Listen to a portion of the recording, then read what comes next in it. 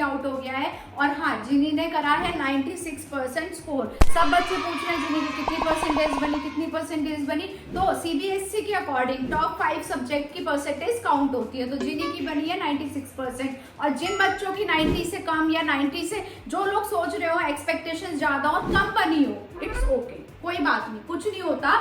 लेकिन आप लोगों ने मेहनत करी, जिनी ने मेहनत करी, उसके लिए एप्रिसिएशन तो बनता ही है। और हाँ, जिनी का सबसे ज्यादा जो चीज मेरे को लग रहा था कि इम्पैक्ट ना कर दे, कमेंट्स आते थे कि आप लोग वीडियोस बनाते हो, लेकिन उस बच्ची ने वीडियोस के साथ मार्क्स लाके दिखाए, वो एक उसके लिए बहुत बड़ी अचीवमेंट है। और जो भी बच्चा, मैं तो हमेशा से एक बात कहती आई हुई हूँ कि मेहनत करते रहो, फल की इच्छा मत करो। मेहनत करोगे तो फल ऊपर वाला हमेशा दे ही देगा। तो बहुत सारे बच्चों के कमेंट आए हैं जो 10th में अभी गए हैं कि आंटी प्लीज हमें कुछ ऐसी चीजें बताओ जिससे हम भी जिनी दीदी जैसे नंबर ला सके, या जिनी जैसे स्कोर कर सके, जिनी से भी अच्छा स्कोर कर सके। आज मैं आपको जिनी की 10th की सारी जर्नी शेयर करने जा रही हूँ कि उसने अपना शेड्यूल कैसे बनाया, टाइम मैनेजमेंट कैसे किया, कौन कौन सी बुक्स ली, कहाँ से वो ट्यूशंस पढ़ी, कौन कौन सी चीजें उसने करी ताकि उसने 95 से अब टारगेट अचीव किया। तो चलो चलते हैं पहले जिनी के पास, देखते हैं जिनी क्या करी। और वीडियो एंड तक जरूर देखना बच्चों, मोस्ट इंपॉर्टेंट वीडियो है। आपको पता है आंटी जो कहती है आप उस पे, और आप, मैं जो कहती हूँ आप मानते भी हो, तो प्लीज आज की वीडियो एंड तक जरूर देखना। और हाँ, चैनल को सब्सक्राइब नहीं कर रखा है तो जल्दी से चैनल को सब्सक्राइब कर देना। आ जाओ जरा पहले जिनी को देखते हैं क्या कर रही है। जिनी को तो पता ही नहीं, मम्मी ऐसी ऐसी टॉपिक्स ढूंढ के लाती है ना, जिनी को झटका मिल जाता है। चलो आ जाओ जरा। और भाई जिनी क्या हो रहा है? केमिस्ट्री हो रही है भाई। अब जिनी एसएसटी से फोकस है, साइंस पे आ गया है सीधा और मैथ्स पे आ गया है। कोई बात नहीं, जिनी सामने देख क्या है, ये क्या हुआ? हाँ। देखो फ्रेंड्स, इतनी ज्यादा उसमें घुसी हुई थी, इसको ये भी नहीं पता कि मम्मी कैमरा लेकर आ गई, लिखने में लगी हुई है। तू कर क्या रही है? केमिस्ट्री कर रही है। अच्छा, केमिस्ट्री कर रही है तो थोड़ी देर के लिए आप थोड़ी सी हमें अपने बिजी शेड्यूल में से थोड़ा सा टाइम दे दो, और हम इसको कर रहे हैं बंद थोड़ी देर के लिए, ठीक है? क्या हुआ? क्योंकि ये हुआ, आज मैं बहुत इम्पोर्टेंट वीडियो बना रहा हूँ। ऐसी कौन सी? मैं कोई झटका नहीं दूंगी, मैं कोई सरप्राइज नहीं दूंगी।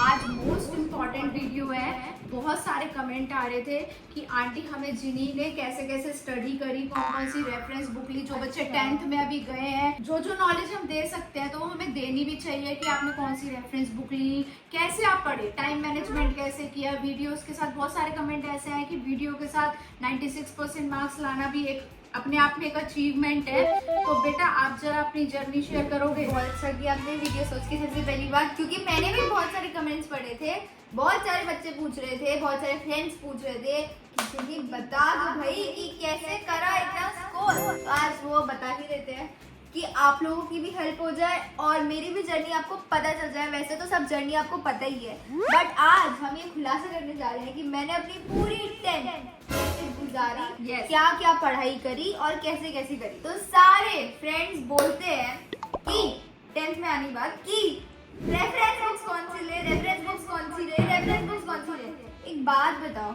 अभी क्यों चाहिए रेफरेंस बुक? एनसीईआरटी पढ़ ली, पूरी एनसीईआरटी हो गई। रेफरेंस बुक तब करते हैं जब सिलेबस पूरा खत्म हो जाए। ये बात मुझे भी 10th में आने के बाद पता चली। अब मैंने समझाई। मतलब सारे टीचर्स भी यही बोलते हैं, आप टीचर से भी जाके पूछोगे, टीचर सारे यही बोलेंगे अभी रेफरेंस बुक्स मत लो, रेफरेंस बुक्स का काम आता है बाद में। और सबसे बड़ी बात, ये वीडियो स्पॉन्सर्ड नहीं है।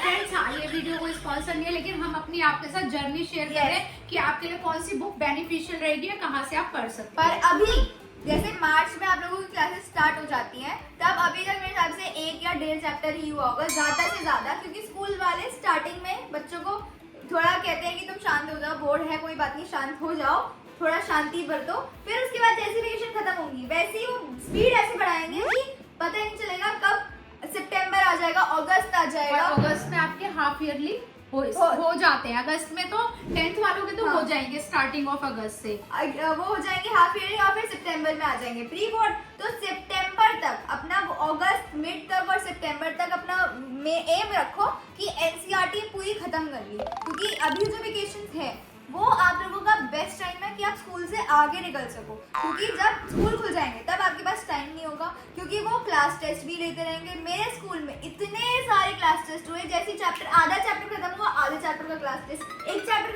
एक चैप्टर का क्लास टेस्ट, तो उसको कोप अप करना बहुत डिफिकल्ट होता है। जैसे मैंने अपना सिलेबस थोड़ा कंप्लीट कर लिया था तो मेरे लिए इतना डिफिकल्ट नहीं हुआ, और वही आप लोग करो कि सिलेबस सबसे पहले अपनी एनसीईआरटी करो, घोल के पी जाओ, घोल के पी जाओ। अरे मेरा डायलॉग मान लिया मेरी बेटी ने, घोल के पी जाओ। और नोट्स बनाते रहो साइड बाय साइड। चैप्टर एक पेज पढ़ा उसके नोट्स बनाए, Right. फिर अगले दिन एक पेज पढ़ा, पहले उस नोट्स को रिवाइज करो, फिर आपको रिकॉल हो जाएगा, फिर उसके बाद एक पेज और पढ़ो, फिर उसके नोट्स बनाओ। फिर क्योंकि एसएसटी पर्टिकुलर ऐसा सब्जेक्ट है उसमें लर्निंग चाहिए। अब लर्निंग मेरे को कैसे होती है, मेरे को लिख लिख के लर्निंग होती है, तभी हाथ में पट्टी भी बंद गई थी मेरे। नोट्स आपको ऐसे बनाने चाहिए जिससे आप समझ सको। आपका Exactly. तरीका है, आप सिर्फ पॉइंट में लिखो, टेबल बना के लिखो, हाईलाइट करके लिखो, वो आपकी मर्जी है, लेकिन पैराग्राफ में मत लिखो क्योंकि वो पढ़ने में ही आलस आ जाता है। तो पॉइंटर बना के लिखोगे या टेबल के थ्रू लिखोगे तो आपका इजीली वो कॉन्सेप्ट क्लियर हो जाएगा। और शुरू से ही आदत डाल लो, कोई क्वेश्चन सॉल्व कर रहे हो, एनसीईआरटी के क्वेश्चन सॉल्व कर रहे हो, नोटबुक में कर रहे हो, फिर नोटबुक में कर रहे हो, स्कूल की नोटबुक में कर रहे हो, उसको अंडरलाइन कर दो, की पॉइंट्स को अंडरलाइन। क्योंकि टीचर्स बोर्ड में सिर्फ अंडरलाइन की पॉइंट्स देखेंगे और कुछ नहीं देखेंगे, उनके पास टाइम नहीं होता इतना कि वो पूरी कॉपी चेक करे। अगर राइटिंग सुंदर नहीं है तो उनको पूरी कॉपी चेक करनी पड़ेगी। तो अब आते हैं हम सितंबर अगस्त के बाद, जब आपके पहले प्री बोर्ड हो जाएंगे, तब तक तो एनसीईआरटी करो, अच्छे से कर लो, बोल के पी जाओ, क्योंकि प्री बोर्ड 1 में पूरा सिलेबस आएगा। अब जब प्री बोर्ड 1 खत्म हो गए, उसके बाद ले लो रेफरेंस बुक्स। रेफरेंस बुक्स ले लो, अभी मैं सब्जेक्ट वाइज बताऊंगी कि कौन सी रेफरेंस बुक्स ले लो। उसके बाद आप प्री बोर्ड 2 तक, दिसंबर तक अपनी रेफरेंस बुक्स खत्म कर दो, और जनवरी में उठा लो अपने सैंपल पेपर्स। अगर आप 2 सैंपल पेपर भी जनवरी से करते हो एक दिन, तो आपके फरवरी मिड तक कितने हो जाएंगे, 60 प्लस कितने, 15 30 90 सैंपल पेपर्स हो जाएंगे आपके। Very nice. और आपको करना है, जो बच्चे 10th में आए 12th में आए ना, आपको करना है, नहीं तो आंटी आके ना कान खींच देगी। जैसे मैंने जिन्नी के टीचर, आपने जर्नी तो देखी है बेटा, हमेशा से एक बात ही कही है, marks is just a number, लेकिन आपको अपना बेस्ट देना है। तो चलो जिन्नी, अब आप किस सब्जेक्ट वाइज बताते हैं। हाँ। सबसे पहला उठा ले मम्मी का सब्जेक्ट जो था हिंदी। हिंदी मम्मी हिंदी ने मैं सिखाया बताती है। हूँ। तो हिंदी का मैं आपको क्लियर करती हूँ क्योंकि जिनी को हिंदी मैंने पढ़ाई है ना जिनी। Yes. जिनी के हिंदी में मार्क्स भी अच्छे आए हैं। तो सबसे पहले हिंदी, जैसा कि आपको पता है एनसीईआरटी खत्म करने के बाद सबसे पहले ले लो रेफरेंस बुक। रेफरेंस बुक मैंने जो जिनी को हिंदी की पढ़ाई थी वो कौन सी थी बेटा बता दे। Full full marks best book लगी मुझे। उसमें से आपको सारे क्वेश्चन आंसर दे रखे हैं, 1 वर्ड के आंसर दे रखे हैं, मतलब क्वेश्चंस दे रखे हैं, सब कुछ है, एवरीथिंग। और सबसे इंपॉर्टेंट पार्ट तो कोर्स बी था, उसमें क्या है एनसीईआरटी में से ही सारी ग्रामर आनी थी, तो उसमें हर चैप्टर वाइज ग्रामर थी, मुहावरे थे या पदबंध थे, सब चीज चैप्टर वाइज थी। तो बेस्ट बुक है, फुल मार्क्स आप हिंदी की जरूर ले लेना। और मैं हिंदी पर्टिकुलर सैटरडे और संडे पढ़ती थी। हाँ, और कई बार ऐसा होता था रात को इसका हाँ। कभी कभार मन करता था तो ये मेरे पास हिंदी लेकर आ जाती थी, नहीं तो ये सैटरडे संडे मेरे पास हिंदी लेके बैठती थी। सिर्फ अपने चैप्टर वाइज नोट्स भी इसने बना रखे थे, पहले उसको रीड करती थी, फिर मैं इसका टेस्ट लेती थी। और टेस्ट में किससे बनाती थी फ्रेंड्स, चैट जीपीटी से। जो मैंने इसके टेस्ट बनाए हैं वो बनाए चैट जीपीटी से। तो चैट जीपीटी का भी आप फुल यूज ले सकते हो। और जो हमने सैंपल पेपर्स करे हैं वो हमने करे थे एडू कार्ड सैंपल पेपर्स, उसकी बुकलेट थी पूरी हिंदी की। यस हाँ, तो हमने उसके सैंपल पेपर्स करे थे और बहुत सारे करे थे। हाँ। तो अब हम आते हैं अपने एसएसटी पे। एसएसटी पर आते हैं। ठीक है, अगला सब्जेक्ट एसएसटी, वो मैं बताऊंगी। ये एसएसटी के लिए एसएसटी ये बताएगी फ्रेंड, जिससे इतना घबराती थी लड़की वो बताएगी। एसएसटी मैं डेली 2 घंटे पढ़ती थी, 1 घंटे ट्यूशन में और 1 घंटा आके अपनी लर्निंग एंड ऑल करती थी। और उसके लिए मैंने जो रेफरेंस बुक ली थी पूरे साल, मतलब आफ्टर एनसीईआरटी जो मैंने चलाई है वो थी ऑल इन वन। वो सच्ची ऑल इन वन ही है, उसमें सब कुछ एक ही जगह पे भरा हुआ है, इतने सारे क्वेश्चंस हैं। और मेरी जो दीदी थी ट्यूशन की और जो मेरी मम्मी थी, दोनों ने मिला के पूरी बुक रटवा दी थी। पूरी बुक जिसे कहते हैं ना डटना, घोल के पी जाना, मिक्सी में चला के घोल के पी गई थी मैं, इतनी ज्यादा रट ली थी।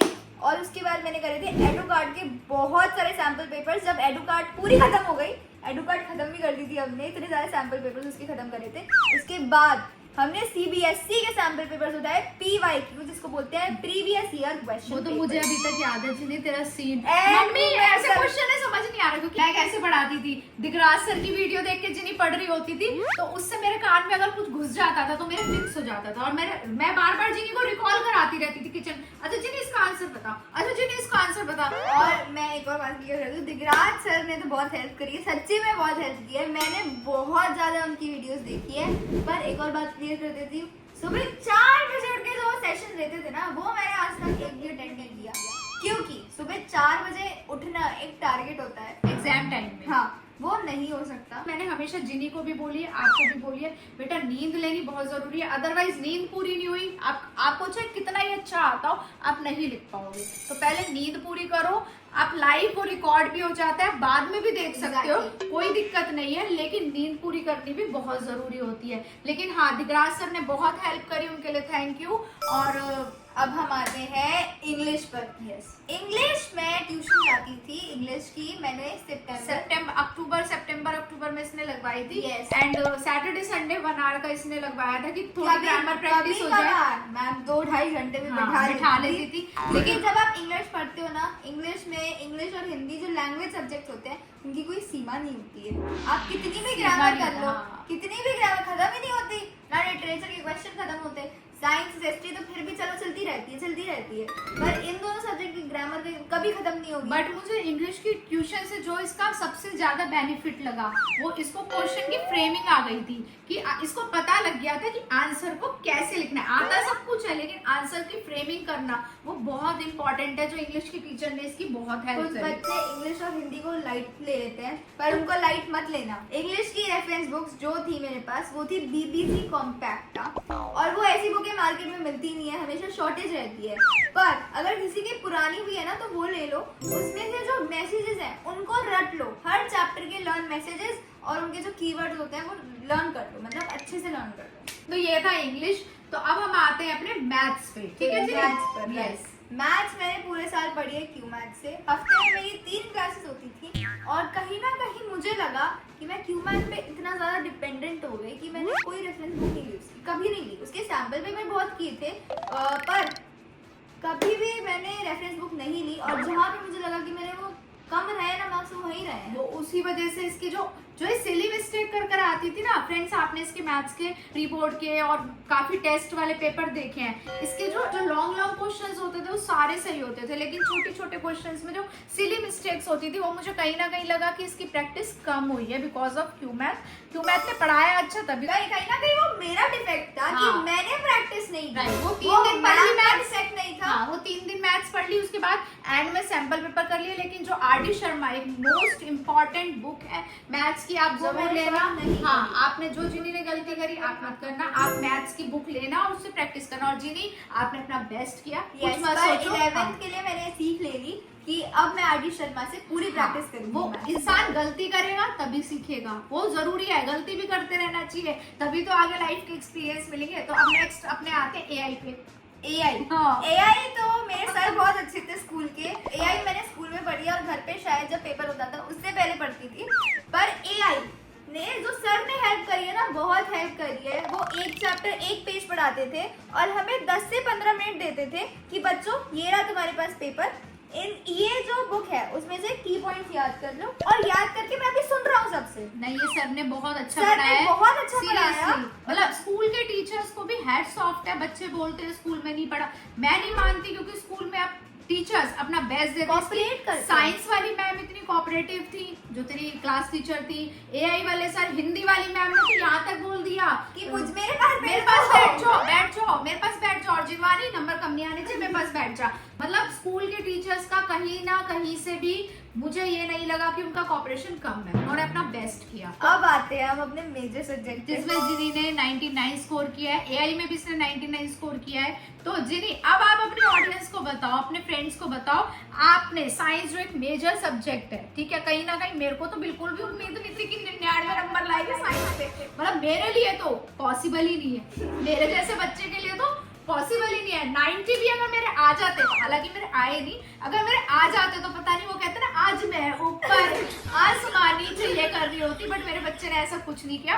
और 99 आपने स्कोर किया, तो आप बताओ आपने कैसे स्कोर किया? सबसे पहले तो NCERT बोल के पी लिया, और उसके बाद जो मेरी ट्यूशन टीचर थी, टीना दीदी, उन्होंने इतनी हेल्प करी है ना। साइंस के एक चैप्टर हो गया, उन्होंने कम से कम जो पहले दूसरे तीसरे जितने भी चैप्टर थे उसके इतने सारे क्वेश्चंस दिए, कम से कम 100 से 150 क्वेश्चन उन्होंने एक चैप्टर के। और ये साइंस में ही नहीं, SST में भी टीना ने पूरा इसको साथ दिया है। और इसके हाथ में दर्द हो जाता था, वो कहते थे क्या